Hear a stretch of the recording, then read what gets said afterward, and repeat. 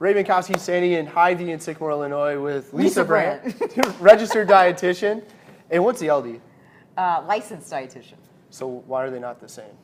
Because each state has their own licensure laws. So is that the Illinois one? To practice here in Illinois, I have to have a license. So I'm licensed. And the RD would cover you for other areas. Yeah, registered dietitian, nutritionist. That's like, countrywide. Recognized. The licensure. Each state has their own laws for that. So it means you're licensed in Illinois. Yes, correct. So if you're watching in Indiana, this doesn't apply. Right? No? Okay. It will still. I used to be licensed in Indiana. So. Look at that. Okay. All right. So we're going to talk about diabetes. I recently had somebody in my family, adolescent, diagnosed with type 1 diabetes. And anybody that's gone through that or has had that experience outside of somebody that has existed in Lisa's world, in maybe my kind of crazy dysfunctional world, things like macros and how many carbs and what is a carbohydrate and why does that matter, completely foreign in maybe initially a challenging situation. But Lisa, you deal with situations and individuals that are managing that all the time, and it's manageable, right? It's very manageable. And actually, most of us should eat that way as well, and we'd all be much healthier. So for those of you watching that are like, well, I don't have diabetes, this is for all of us. Right. And just by seeking out some additional information, maybe help from somebody like you at a Hy-Vee that is a registered dietitian, go a long way to making things easy in that house where there's diabetes. Right. Because it can be overwhelming at first, especially if it happens to your child, and you don't want to mess up, and you don't want something worse to happen if they've been in the hospital or something like that. So you're usually a little scared, but there's a lot. It's very manageable and very doable. But the secret comes down to kind of getting some of that education. And you'd mentioned who is a diabetes educator, like speaking to a certified diabetes educator, yes. And then having a conversation with an endocrinologist, which is basically hormone doctor. So we grabbed some foods because one of the challenges and questions that I got were, and again, if your household's not used to making healthier choices, some of these things are kind of foreign, and really, unless you deliberately go to the grocery store and seek them out, you're not going to have a cupboard, a fridge, or a cabinet full of them. Right. You could have a lot of things in your cupboards that's probably not the best choice. So we brought a little array of things that may work in a pinch or work anytime, actually, and things to keep on hand. So I want to start with one thing we didn't grab because I don't want to forget to mention it.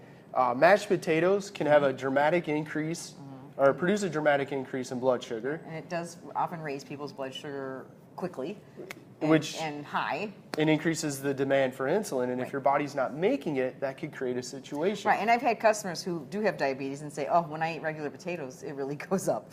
So cauliflower is what we had mentioned, but we forgot to bring it. But cauliflower makes a great low-carb substitute for mashed potatoes. So a great alternative. It's not going to have that dramatic impact on blood sugar, and with it an ensuing need for insulin. And you can actually do it in a way that it actually tastes like mashed potatoes. So your garlic mashed potatoes can still be enjoyed. You can even... you use all the same seasoning. It's probably not going to taste exactly the same. But close. Yes, and it's going to have a little more gritty. Cauliflower is kind of gritty when we rice it or when we mash it.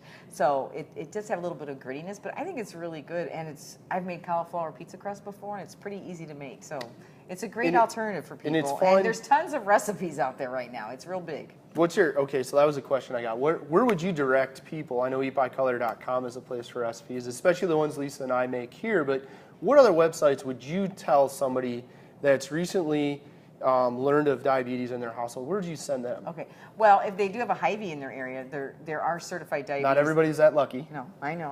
But there are several dietitians throughout the company at different stores, and some of them are certified diabetes educators, which even gives them a one-up and is very good to have. Also, the American Diabetes Association has a great website to use.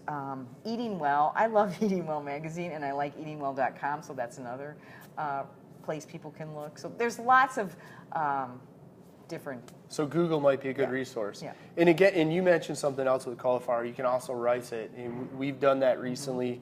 You can make almost like a fried rice. Yes, I have done that before. And it has very similar taste and consistency without all of the carbohydrates, if that's a concern, and also without all of the calories, and it makes a nice side. And it makes a really good side, and I've done it with children, and kids like it, so can't really go wrong if the kids like it. And like Lisa says all the time, don't yuck their yum. Yeah. So if you're the parent that's like, oh, yuck, like I'm going to rice cauliflower, make it and let everybody try it before you play judge, jury, and executioner like this is yucky. Right. All right. So it's really very good. it is good. The kids I made it with really ate it up. So what do we have? So, like you grabbed about half, I grabbed about half. Right.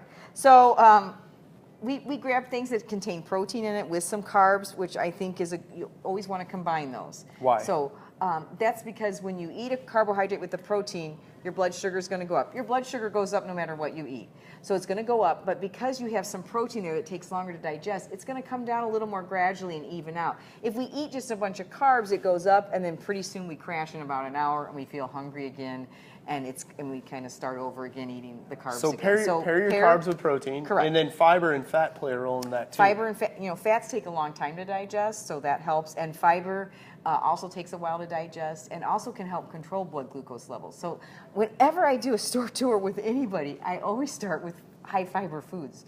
And high fiber foods are going to be, of course, fruits and vegetables and your whole grains. But, they're adding fiber to things like this Oikos 000 yogurt now. And you can find it in all kinds of products. And, oatmeal gets a bad rap because it's full of carbs, but it's also got It's full of fiber, though. It's got fiber in it, and if you throw chia seeds on top, now you've added more fiber, and you do some walnuts, now you're adding some protein and fat. So you can really make these things work. And you'd said, if I understood correctly, that if you're looking to count your carbs, so if you're counting macros or you're counting carbohydrates, whether you're in the crazy macro world or you're doing it to manage blood sugar, can you actually subtract out the fiber? You can. If and only when. Well, 3 grams or more is usually what's recommended. So, and 3 grams of fiber in a serving is considered a good source of fiber. So when we look at the Oikos, and this is a 000, and I very deliberately picked salted caramel. Somebody else wanted me to get the mixed berry. I went with salted berry caramel. that I really like. I picked the salted caramel because I wanted something that was sweet, dessert-like, that wouldn't be considered typical like fruit at the bottom yogurt. I also grabbed a strawberry light and fit, but. And I didn't even realize this, and Lisa actually sent me back out into the grocery store to forage for a 000 because this little container has 6 grams of fiber, which means at total carbohydrate count of 14, we could subtract 6 and arrive at 8. Right, and it's got 15 grams of protein, so it's a great source of protein. Now, carbs and protein together. Right. So that's a good choice. I picked Siggi's because I love Siggi's. And Siggi's, of all the yogurts, is fairly low in sugar. Now, this has 8 grams of sugar in it, 10 grams of protein, 9 total carbs. Okay, so most of that is from the sugar in there, but there is some fruit in there. But I like Siggi's for that reason that they didn't add anything else to it. It's got a very simple ingredient list with just some, here it is. Basically milk, yogurt. Some cream, some fruit, little cane sugar, fruit pectin, that's it. Live active cultures, of course.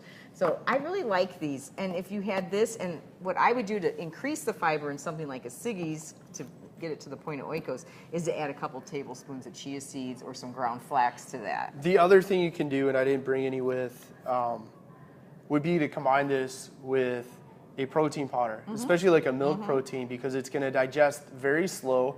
And when we look at kids, you can, and we do this I do this at home with my kids. I have a